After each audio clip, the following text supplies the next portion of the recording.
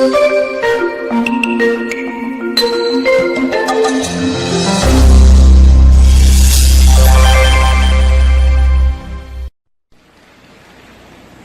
kagandahang loob po, ang kabutihan, ang kabaitan ay inaasahan sa lahat ng anak ng Diyos. Kindness is a natural and an expected Christian disposition. Christians should be better off known for their love and kindness more than for just knowledge. Hindi sa pagmamaliit ng karunungan, subalit aanin ng karunungan kung hindi naman magandang loob ang marunong. 1 Corinthians 13 verse 8, where there is knowledge, it will pass away.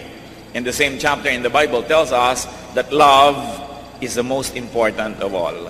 To be kind, to be good. Ang mga tao po, sinisikap na kilalanin ang kanilang sarili. They try to know their aptitude, their vital statistics, even their fortune. They try to know. Self-examination is indeed very important.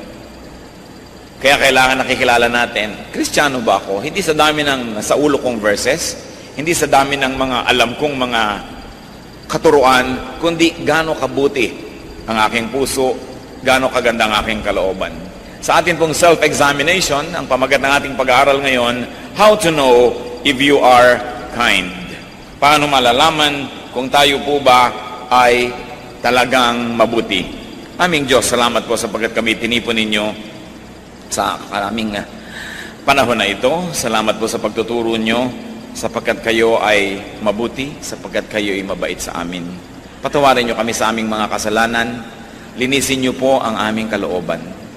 Hugasan nyo kami ng dugo ng iyong anak na si Jesus, at nang walang maging sagabal sa aming pag-aaral ngayon, pagtutuon ng pansin sa inyo. Bigyan nyo kami, Panginoon, ng isip na matalim, matalas, matabang lupa na tataniman ng iyong salita. At turuan niyo po kami, Panginoon, na bigyan ng pang-araw-araw na aplikasyon ang mga natututunan namin. Kayo ang maging tunay na tagapagsalita, Panginoon. Kayo po ang siyang maging tunay na speaker. Lead us unto your greater knowledge, O God. Hold us by the hand. Teach us your wisdom. Protect us from evil men and from evil spirits. May you also protect our loved ones who are not with us right now. May you protect this assembly from lies and falsehood. And may your truth prevail. Lead us, Father. Be the speaker. In the name of Jesus, your Son, our Lord and Savior, we pray. Amen. How to know if you are kind? Mahalaga po na nasusukat natin ating sarili at hindi lang sa ating dating pananaw na kung minsan ay napakaganda ng pagtingin natin sa ating sarili, hindi naman pala yun makatotohanan, kundi dapat ay nakikilala natin ng lubos ang ating puso. You are kind if you respect people and move accordingly. If you move according to that respect. Dapat ang tao, kung siya'y tunay na mabait, siya'y magalang. Iginagalang niya ang kapwa, ang nararamdaman, at ang dangal ng kanyang kapwa, lalo na ng mga kapwang tinutulungan niya, mga kapwang kayang-kaya niya kung kakayanin, mga kapwa na mas mahina kesa sa kanya. 1 Peter 2:17, show proper respect to everyone. Madaling igalang yung makapangyarihan dahil baka tayo may takot. Madaling igalang yung nagbibigay sa atin dahil tayo nakikinabang. Subalit paano natin itinatrato yung mas mahina kaysa sa atin, yung kayang-kaya natin kung gugustuhin natin. Romans 12:16, live in harmony with one another. Do not be proud, but be willing to associate with people of low position. Do not be conceited. Ubod ng linaw na itinuturo po ng Biblia na kailangang iginagalang ang lahat ng tao, lahat ng uri ng tao, kahit pa nga hindi sila kagalang-galang.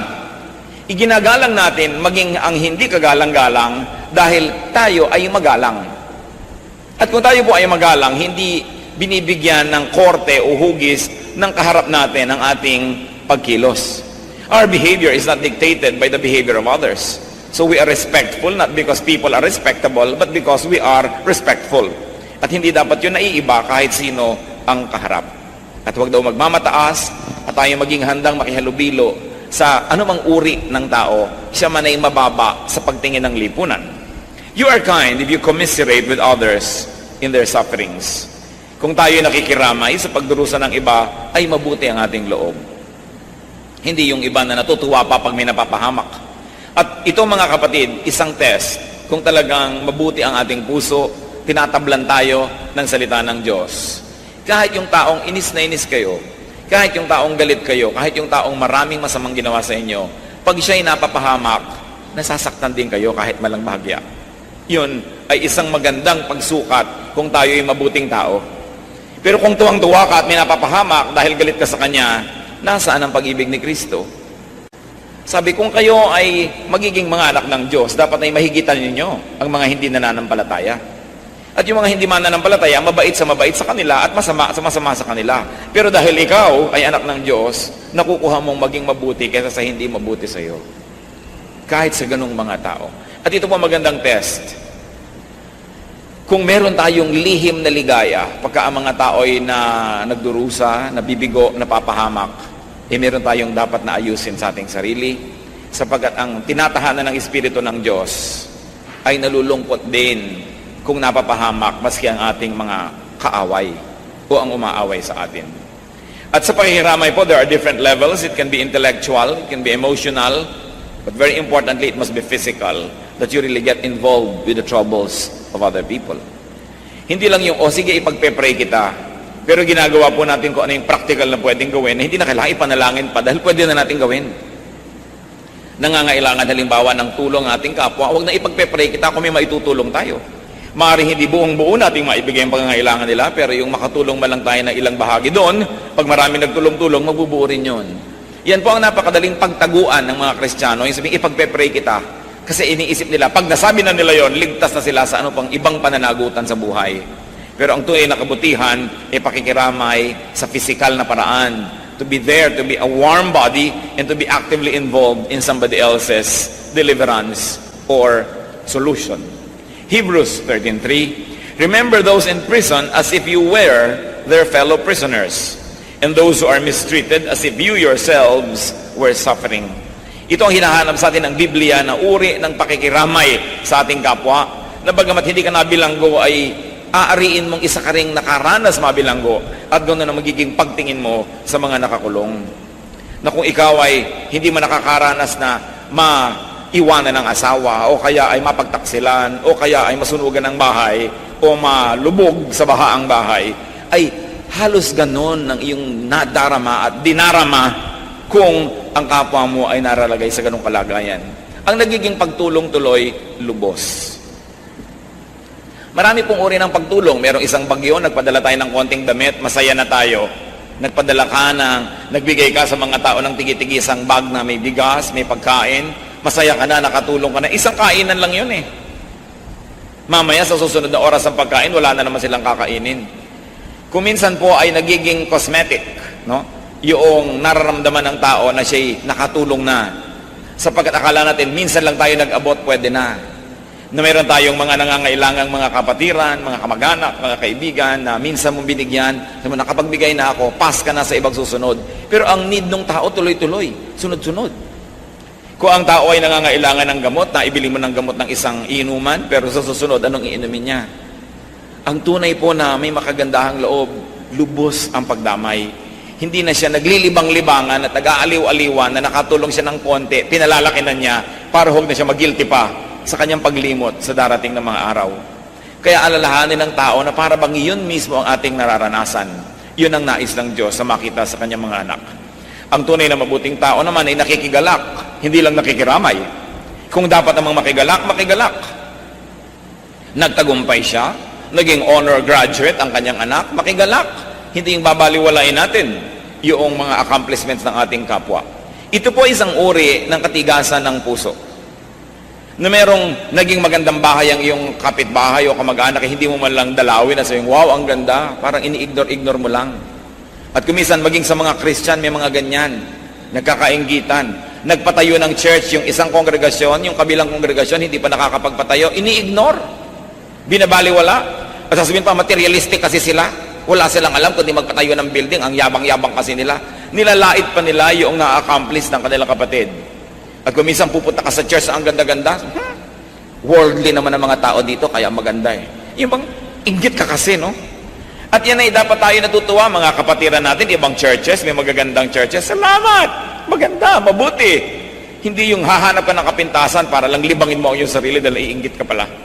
So, ang tunay na kagandahang loob, hindi lang nakikiramay sa kalungkutan, nakikigalak din sa kasiyahan ng kanyang kapwa, lalot kapatid sa Panginoon.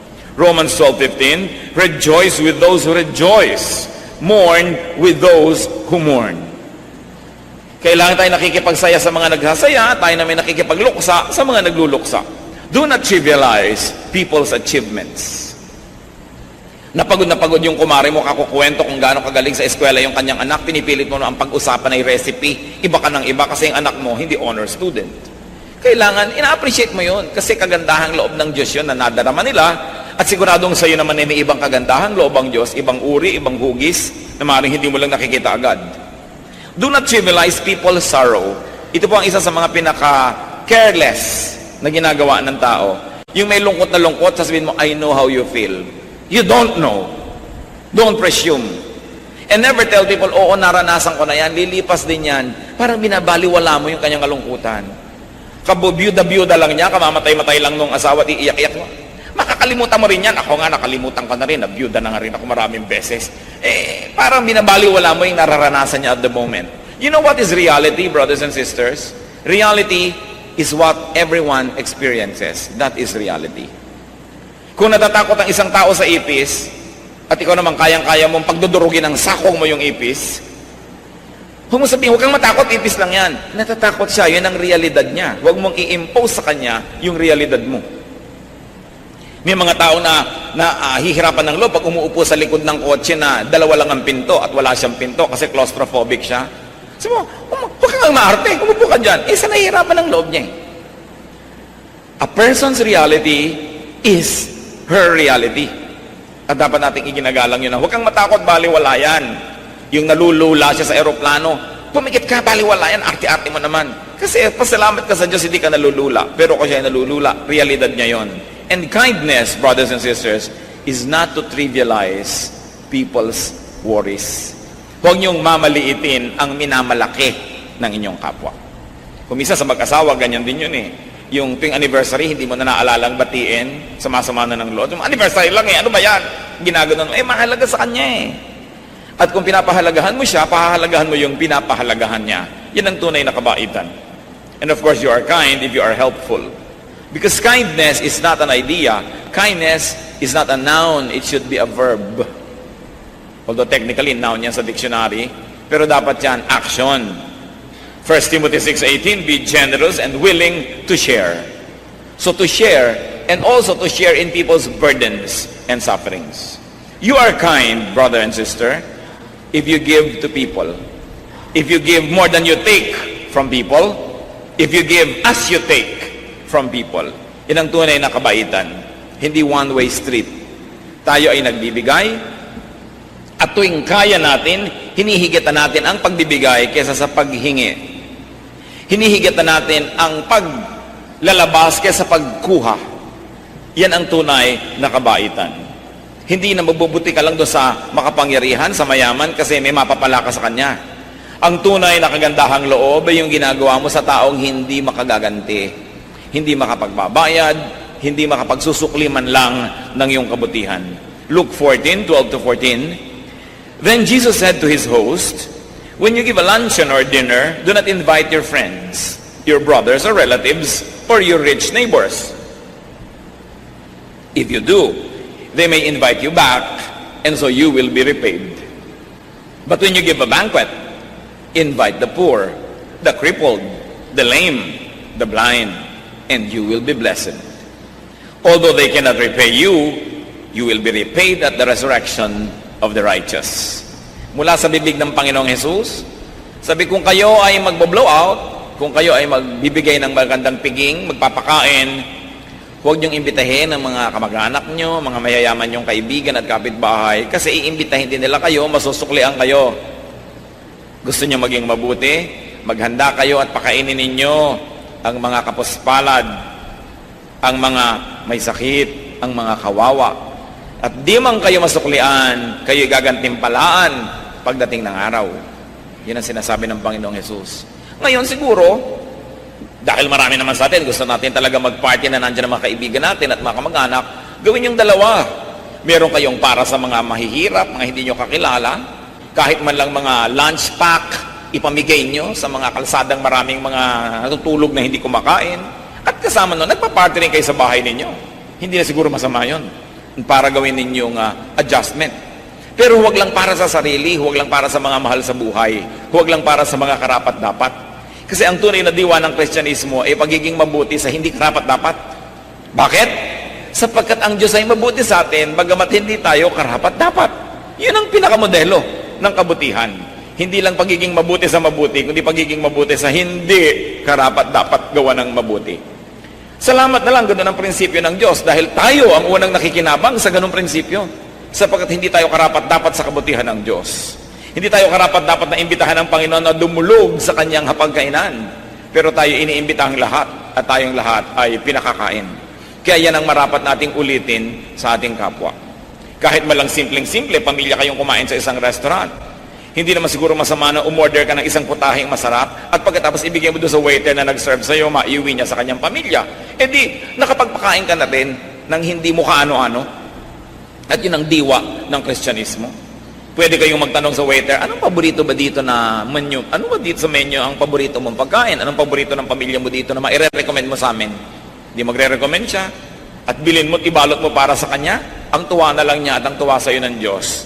Kesa sabigyan mo ng tract na pulyeto, repent, ibibigay mong ganyan, accept the Lord Jesus Christ, although that is not bad. Pero anong talab nun kung hindi mo naman ginagawa ng mabuti yung kapwa mo? Kung binigay mo yung isang balutan ng masarap na pansit at kasabay pa yon, baka basahin. Baka maniwala na meron kang pagmamalasakit sa kanya. Kaya kailangan action, hindi salita. Action. You are kind if you share good things with people outside of your love circle. At yan ang sinasabi ng Panginoong Jesus. Proverbs 25:21. If your enemy is hungry, give him food to eat. If he is thirsty, give him water to drink. Nakikita niyo po na lagi ang hinahanap sa atin ng Panginoong Hesus, mahigitan natin ang ginagawa ng karaniwang tao. Yung magawa natin yung kabaligtaran. Yung higit lalong mainam at kaibig-ibig. At makikita niyo kung ang lahat ng tao sa mundo ay Kristiyano, ang tahimik ng buhay. Doon nyo malalaman kung maganda ang isang policy. Ang tanong mo, kung lahat ito ang gagawin, maganda ba? Kaya yung mga may pila, yung isa ay kamag-anak mo, ayaw pumila, gusto niya mauna. Ang tanong mo, kung ang lahat ay yan ang gagawin, maganda ba? Para sa lahat. Pagka mayroong isang ayaw magbayad ng buwis, sabi, hayaan mo na lang yung mayayaman na magbayad, huwag na ako. Ang tanong, kung lahat ay tutulad sa iyo, mabuti ba yan? Para sa ating lahat. Yun po ang pamantayan ng mabuti. Kasi mayroong mabuti para lang sa iyo pero hindi mabuti para sa lahat. Kaya ang itatanong mo, kung ginawa ng lahat ang ganyan, mabubuti ba tayo? At ganoon ay tinuturo ni Jesus. Kung lahat gagawin ng turo ni Jesus, tatahimik ang mundo. You are kind if you bless others with conscious commissions and conscious omissions. Yung iniisip mo, buo sa iyong loob, alam na alam mo, ginagawa mo ang isang bagay dahil mabuti para sa Kanya. O kaya kapatid, alam na alam mo, pinipigil mong ang sarili mong gawin ang isang bagay dahil hindi makakabuti sa iyong kapwa pag ginawa mo yon. At ito ay kabutihan. Kabutihan na hindi aksidente, hindi tsamba-tsamba, talagang sinasadya. So nagpapasya ka, ano ba ang gagawin ko para makabuti sa aking kapwa? Ano ba ang hindi ko gagawin para mapabuti sa aking kapwa? Katulad kung nakikita nyo sa mga kapitbahayan, 99% sa Metro Manila, siksikan ng mga bahay. Bihira naman yung may mga lote, malalayo ang bahay mo sa iyong kapwa. Magpapatugtog ka ng pagkalakas-lakas na radyo. Ano mangyayari? Narindi na yung kapitbahay mo. Magpaparty kayo dahil debut ng anak mo. Hanggang alas 2 ng umaga, nagkakantahan kayo ng mga sintonado ninyong mga karaoke. Parusa sa inyong kapwa. So ang tanong, itong ginagawa ko ba'y mabuti sa aking kapwa? Ang dami-dami na may mga OFW tatay, nagpadala ng radyo, nagpadala ng sound system para malaman ng lahat, kalakas-lakas magpatugtog. May mga batang nagigising, may mga may sakit na hindi na makatulog, nabubulahaw, may mga papasok sa opisina o sa pabrika na hindi na makatulog dalang ingay-ingay ng kapitbahay. Mabuti ba yun? Yan ay dapat natin pinag-iisip-isip. Isa sa mga bisyo ng ating lahi na hindi nakakatuwa, ang iingay. Pupunta ka sa isang tahimik na bundok sa paanan ng makiling para maligo sa batis, ang nadidinig mo mga radyong kelalakas, Hindi mo na marinig ang huni ng mga ibon o kaya ang mga tunog ng batis dahil ang ingay-ingay ng mga sound system ng mga nagpupunta dyan. Mabuti ba yan sa ating kapwa o hindi? So what do we commit and what do we omit? That is important when it comes to treating others as you would like to be treated. Kaya sabi sa Luke 6:31, do to others as you would have them do to you. Kung ano ang nais mong gawin ng iyong kapwa sa iyo, yun lang ang gawin mo sa kanya. Romans 14:13, make up your mind not to put any stumbling block or obstacle in your brother's way. Nakikita niyo po, conscious ito. Magpasya ka, pakaisip-isipin mo, tiyakin mo na ikaw ay nagpapasya na hindi mo haharangan ng iyong kapwa. Na hindi mo siya bibigyan ng ikatitisod, hindi mo bibigyan ng balakid ang mga gusto niya at mga hangarin niya sa buhay. Mahalaga yung ginagawa natin yung ganyan. Ito napakasimpleng mga bagay, mga kapatid. Pero ito ang hinahanap ng mga tao sa mga nagsasabing Kristiyano sila. At kadalasan, walang kapangyarihan ng ating pag-share sa kanila ng mga salita ng Diyos dahil hindi naman tayo kakitaan ng ganito mga simpleng bagay na dapat sana ay bunga ng tunay na tinatablan ng salita ng Diyos. You are kind if you find joy in sharing and giving despite personal sacrifice. Nagsasakripisyo kayo. Tiniis yung hindi bilhin ang gusto nyong bilhin dahil kailangan ng kapatid nyo yung pera. Tiniis ninyo na hindi gawin ang nais yung gawin dahil may nangangailangan ng inyong panahon, ng inyong oras. Bagamat hindi kayo sobrang masaya na hindi nyo nagawa ang gusto nyo, pero may bahagi na inyong puso na nagagalak dahil nagawa nyo ang mabuti. At yan, kung nararamdaman natin mga kapatid, isang magandang senyales na mabuti ang ating puso. Alam niyo po, hindi lahat ng nakay Kristo ay mabuti na yung puso niya. Kailangan niya laging inaayos, araw-araw, linggo-linggo, buwan-buwan, taon-taon, so that we are changed from glory to glory. Huwag tayong makontento sa antas, sa taas ng ating espiritualidad sa anumang panahon. Dapat lagi yan umaasenso because room for improvement is the biggest room in the world. At ang tunay na anak ng Diyos hindi nabobonsai sa isang maliit na platito. Kailangan siya nag-uugat, namumunga, lumalaki, namumulaklak, humahalimuyak, at nagkakaroon ng napakarami niya mga dahon. Ganun ang buhay espiritual na napapansin at pinaniniwalaan ng iba. Acts 20:35. In everything I did, I showed you that by this kind of hard work, we must help the weak. Remembering the words, the Lord Jesus himself said, it is more blessed to give than to receive. Kung mabuti ang ating puso, may kagalakan tayong nadarama tuwing tayo ay nagbibigay. Pagamat may saya ka kung ikay tumatanggap, pero mas malalim ang saya kung ikay nagbibigay. Ba't natin ito pinag-uusapan? Because we're doing self-examination. Kailangan naman malaman natin kung saan tayo nakatindig, saan tayo nakatayo, anong grade natin sa ating espiritualidad. 2 Corinthians 8:1-3. And now, brothers, we want you to know about the grace that God has given the Macedonian churches. Out of the most severe trial, their overflowing joy and their extreme poverty welled up in rich generosity. For I testify that they gave as much as they were able and even beyond their ability. Sino po ang pinupuri dito? Yung Macedonian church, na bagamat napakaraming mga hikahos na miyembro, at yung church ay hindi mo matatawag na isang mayaman na church, pero sa pagbibigay sa ibang churches, sa pangangailangan ng ibang kapatiran sa ibang lugar, ay hindi sila napadadaig kanino man.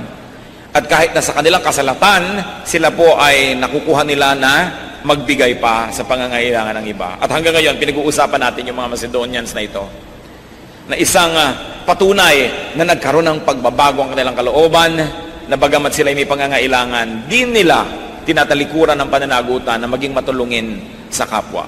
Alam niyo po, yung kasalatan, hindi yan excuse para hindi ka tumulong. Kung minsan nga, baka kaya ka nananatiling salat, mahirap, kapos, kasi makunat ka. Kasi ayaw mo magbigay. Siyempre, hindi ka nagtatanim, paano ka aani? Napakasimple naman ng mechanics niyan eh. Kung ano itinanim, inaani. Hindi ka nagtanim, anong aanihin mo sa buhay? Kaya pag itinuturo ito, katulad ng mga taong si Pablo, alam na alam niya yung magiging bunga kung bukas ang ating kapalad at tayo mapagbigay sa ating kapwa kahit tayo ay hindi mayaman. Kahit pa nga tayo ay may mga kagipitan. Hindi yan excuse. Nobody is excused from being good, from being kind, and being supportive of the work of the Lord. Dahil sana nagbibigay ka sa Satanas, lugi ka. Nagbibigay ka kung kanino lang. Pero kung nagbibigay ka sa Panginoon, sa kanyang mga anak, na inaari ng Diyos, na kung ano man ang ginawa sa kanyang mga anak, ginawa sa kanya, paano ka malulugi? It's a very simple secret of prosperity to always be giving. You are kind if you do not exploit nor take advantage of people's weaknesses. Ang mga tao po, dumarating ang panahon na sila'y mahina, kayang-kaya nating maniobrahin.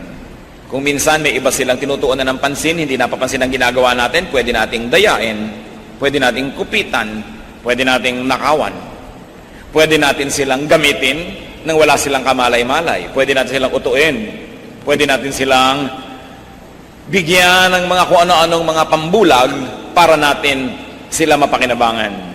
Pero ang anak ng Diyos, oras na nakita niya yung moment of weakness, hindi niya yun sinasamantala.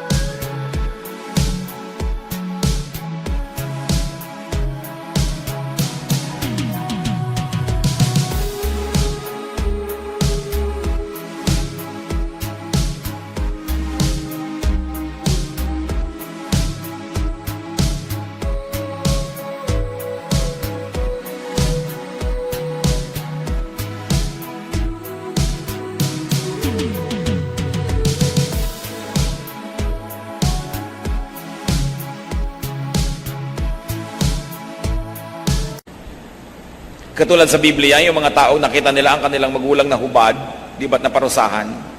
Kasi pinagsamantalahan nila yung pagiging tulog ng tao, lasing pa nga, hindi nila iginalang, tiningnan nila ang pagkakahubad, naparusahan.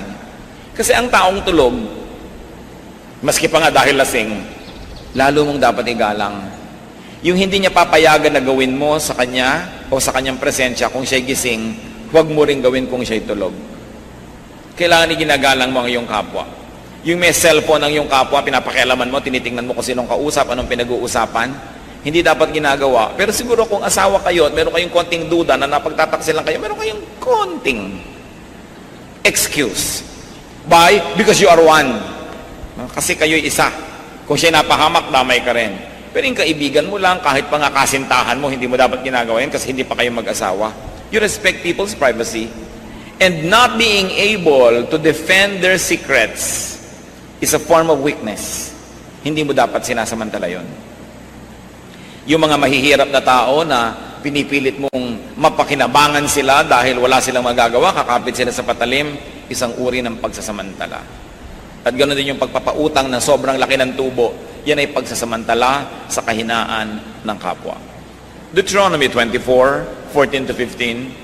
Do not take advantage of a hard man who is poor and needy, whether he is a brother Israelite or an alien living in one of your towns. Pay him his wages each day before sunset, because he is poor and is counting on it. So kung may namamasukan, arawan lalo na ang kanyang sweldo, huwag nang pabukas-bukasin kasi kailangan na niya yun. Kaya nga pinapatulan niya yung arawan na sweldo dahil sa isang kahig, isang tuka. Hindi na alam ng mga kabataan niya isang kahig, isang tuka kasi ang manok na nakikita nila nasa freezer na lang ng mga supermarket. Pero yung manok kakahig sa lupa, hahanap ng bulate o hahanap ng buto, isang kahig, isang tuka, isang kahig, isang tuka. At maraming ganun tao. Magtatrabaho ngayong araw para kumain ngayong araw na to. Wala silang savings para bukas, ibang trabaho na naman bukas. At sa 10 milyon na OFW, mga kapatid, sinong Pilipino ang walang kamag-anak na namamasukan sa mga banyaga, ibang kultura, ibang batas, ibang relihiyon, ibang lugar. At karamihan dyan, naaabuso sila. Lalong-lalo na tayong may mga kamag-anak na OFW, lalong-lalong hindi tayo dapat maging matapobre. Kasi yung mga kamag-anak natin, kadalasan abroad, sila yung minamata. So bakit mo gagawin sa kapwa mo yung ayaw mong ginagawa sa tatay mo, sa kamag-anak mo, sa tiyo mo, sa nanay mo, sa ate mo? Kinakawa-kawawa. Yung pinagtatawanan mo yung mga baduy, pinagtatawanan mo yung mga pangit na mga suot, ganun din ang ginagawa ng mga nasa abroad sa maraming mga Pilipinan na domestic helper. No? Ng mga amo nilang Arabo na sinasampal-sampal sila ng planchang mainit. Diba? Kung ikaw lalo na may tatay na OFW, dapat napaka-polite mo sa mga chopper ng taxi, sa mga driver ng kung sino-sino, dahil baka driver yung tatay mo abroad. No? Lalong hindi ka dapat maging mapagmataas. Higit kanino man ang lahi natin dapat ang mapagpakumbaba dahil tayo ang nakakaranas ng inaapi Alam mo dapat ang nararamdaman nun, kaya dapat walang Pilipinong mapangapi. Pero naku, marami mga OFW families, kaya yabang. Kahit baba ng kisame ng kanilang bungalow, meron pang chandelier na kakaumpog-umpog tuloy. Yung arte-arte, ang yabang-yabang pag mga nasa eskwelahan, ang mga telepono, ang mga cellphone, ang mga ayos, samantalang ang tinitiis na hirap ng kanilang mga kamag-anak na nagpapadala ng pera. Kung merong lahi na dapat mababang loob tayong unang-una, dahil alam natin ang ibig sabihin ng kabiguan, alam natin ang ibig sabihin ng kahirapan, ng kasalatan, ng maapi, ng malagay sa panganib ng walang kalaban-laban. Kaya dapat yung kabutihang loob na yan atin unang-unang nakikita. Dahil hindi na kailangan ipaliwanag, naiintindihan natin yan sa ating mga pang-araw-araw na karanasan. Proverbs 22:22, do not exploit the poor because they are poor, and do not crush the needy in court. Wala nang ang laban, kakawawain mo pa. Lalo ang mga bata, inosente yung mga yan, hindi nila alam ang buhay, hindi dapat pinagsasamantalahan ang kanilang innocence. Lalo na ang mga may sakit, na kuminsan, yung may mga kapansanan, lagi yun ang mga pinagtatawanan sa mga programa sa TV, ginagawang comedy, ang kanilang mga paghihirap ng loob at hirap ng katawan. Hindi tayo dapat nakikitawa sa ganong mga kabaliwan. Kung nanonood kayo ng TV, nakita yung pinagtatawanan ng mga ngongo, pinagtatawanan yung paralitiko, pinagtatawanan yung bulag, hindi ka dapat kasama sa natatawa doon. Kung ikaw ay nananalig sa kabutihan ng Diyos. Ang ginawa ni Jesus sa mga ini, tinulungan. Hindi sila pinagtawanan, hindi sila ginawang object of derision or object of comedy. Kaya kailangan yung puso na tetest. Doon mga kapatid nagkakatalo ang tunay na Kristiyano o hindi. Hindi sa laki ng Biblia, hindi sa galing mong makipagtalo, hindi sa pang-araw-araw mong kilos sa buhay. People may not read the Bible, but they read your actions, and your actions speak louder than words. You know that you are kind if behind your back, people say that you are and call you kind. Yun ang pinakamagandang test. Kung sa inyong absence, pinupuri kayo ng tao, tinatawag kayong mabait, mabuti, mabuti nga kayo. Dahil tao naman ang makakaalam niyan. Kasi kuminsan, meron tayong ilusyon tungkol sa ating sarili, akala natin tayo mabait. Paano kayo pinag-uusapan ng mga sarili niyong anak kung sila-sila lang ang nag-uusap? Paano tayo pinag-uusapan ng mga sarili nating kapatid pag sila-sila lang ang nagkakaumpok-umpok? Paano tayo pinag-uusapan ng mga kaopisina, kaeskwela, halimbawa, mga kaibigan? Kadalasan, yun ang totoo tungkol sa atin. Proverbs 27 verse 2, let another praise you and not your own mouth, someone else and not your own lips. At yan ay isang magandang patotoo kung tayo nga ay mabuti. So maging mabuti. Yung pagiging mabuti, mga kapatid, I like to make a very personal definition. Yung kabutihan, nasa loob yon. Nasa isip, nasa puso, nasa philosophy ng tao. So maging mabuti, pero higit doon, maging mabait. And my very personal application is bait is action. Buti is a state of your mind.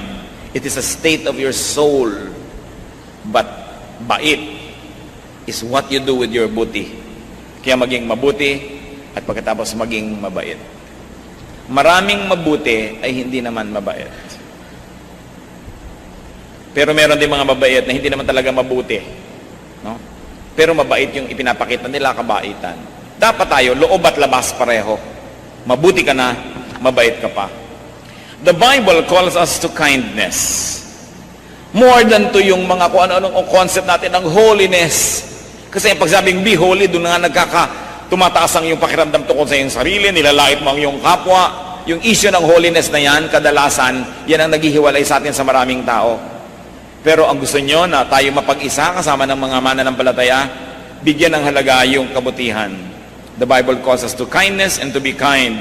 Ephesians 4:32, be kind and compassionate to one another. Panapanahon lang ang pangangailangan natin ng kabutihan at kabaitan ng kapwa. Pag dumating ang panahon na kayong nangangailangan ng charity, tiyakin ninyo na kayo makakatanggap dahil nagtanim naman kayo nito. 1 Thessalonians 5:15, make sure that nobody pays back wrong for wrong, but always try to be kind to each other and to everyone else. Huwag suklian ng sama ang kasamaan at sikapin na kabutihan ng isukli kanino man. Hebrews 6:10, God is not unjust. He will not forget your work and the love you have shown Him as you have helped.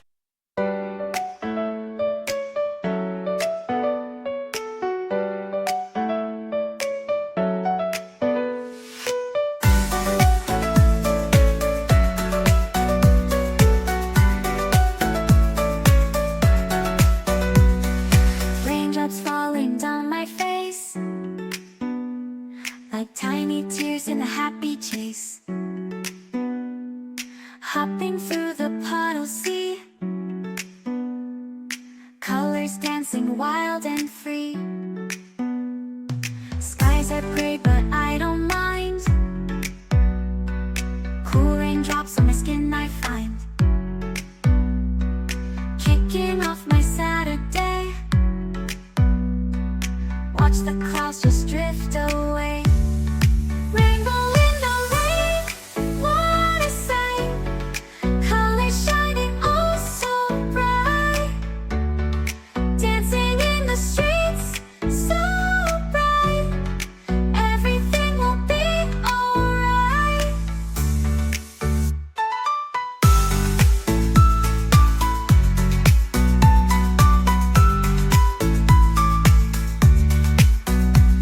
Umbrella spinning, twirling round, a colorful halo on the ground. Music playing on the sand, skipping beats, the heart will sway. Feel the world come out to play.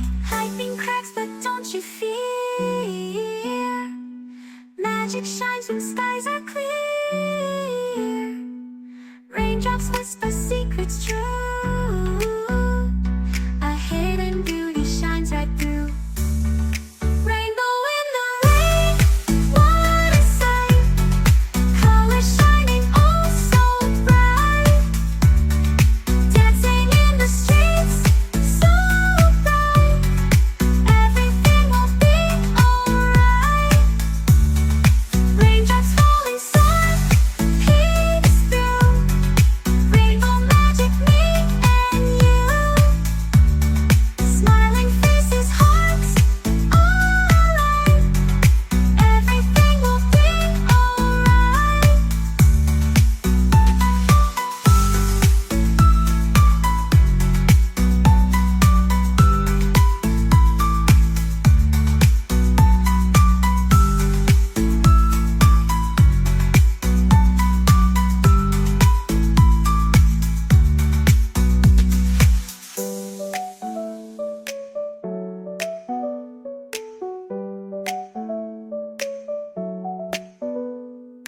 Raindrops falling, sun peeks through.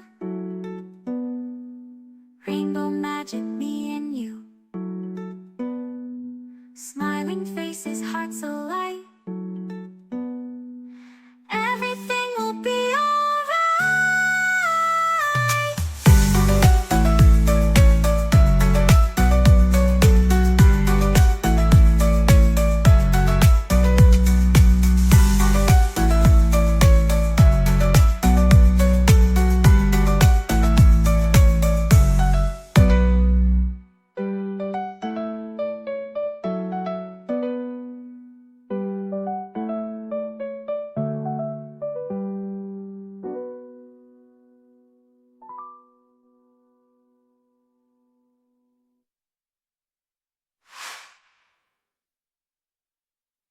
His people and continue to help them.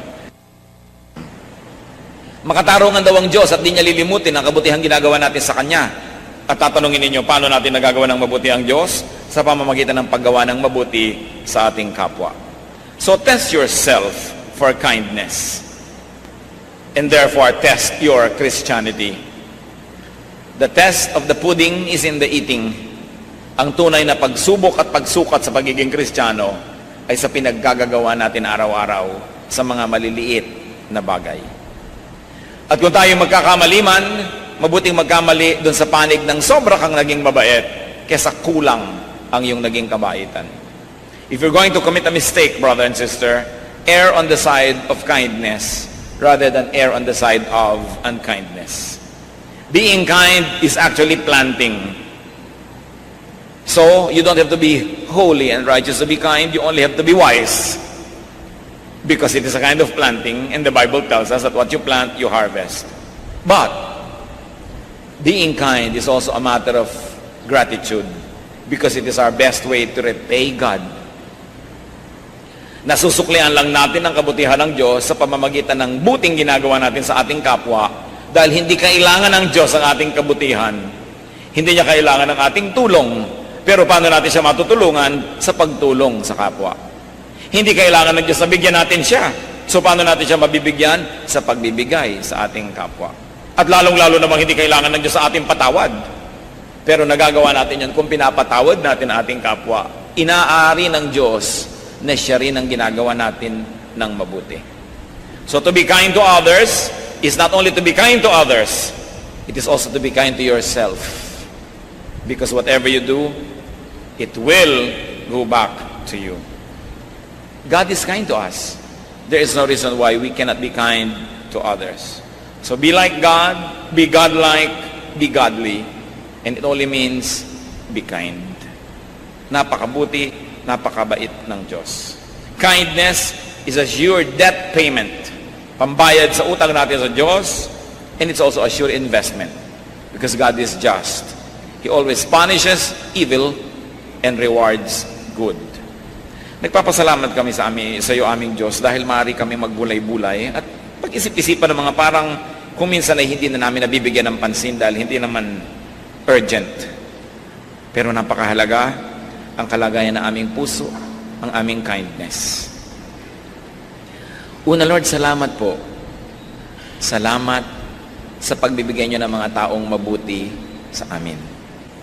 Salamat, O Diyos, dahil pwede kaming magkaroon ng self-examination. Maaari naming suriin ang aming sarili sa liwanag ng iyong salita.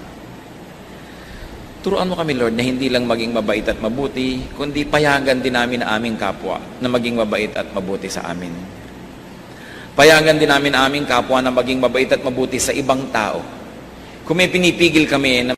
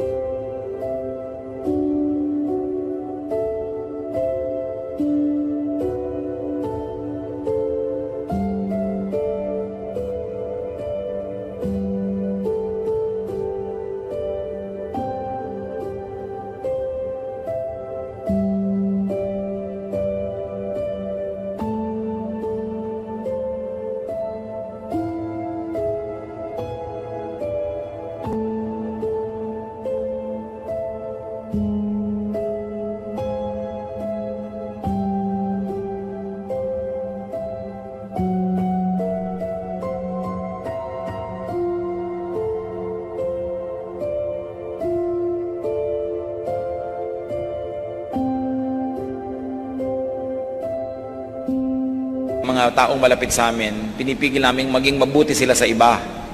Turuan mo kami, Lord, na huwag maging hadlang sa paggawa ng kabutihan ng aming kapwa. Huwag din kami maging hadlang upang tumanggap ng kabutihan ng iba sa aming paligid. Siyasatin niyo ang aming puso, Panginoon, na maging totoo sa aming pang-araw-araw na buhay ang lahat ng magagandang salitang aming pinag-aaralan na dirinig. Let your truth set all of us free to be kind, to be good, and to let others be kind and good.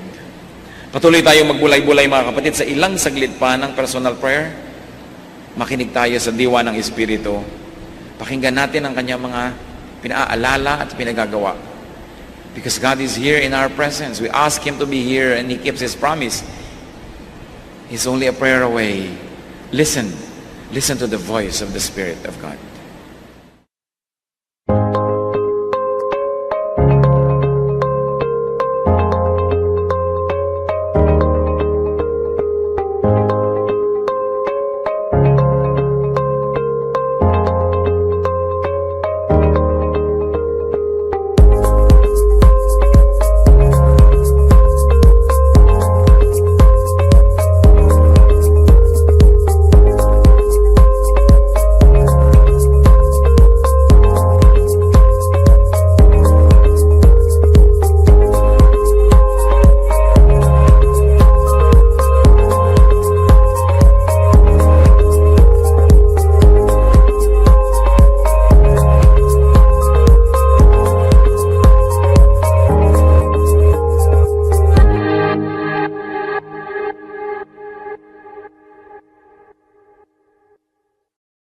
Love to you, mga pamangkin.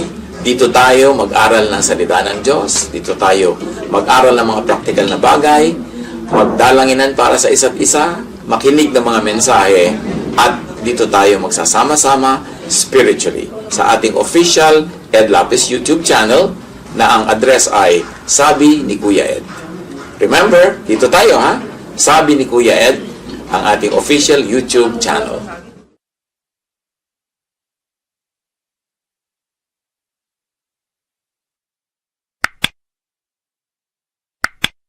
Do not forget to subscribe. Click the subscribe button and ring the bell for notification. Like, comment, and share our official YouTube channel. Visit Ed Lapis website for daily devotion, audio podcast, latest video message, send your prayer request, subscribe to mailing list and more. Visit edlapis.com.ph.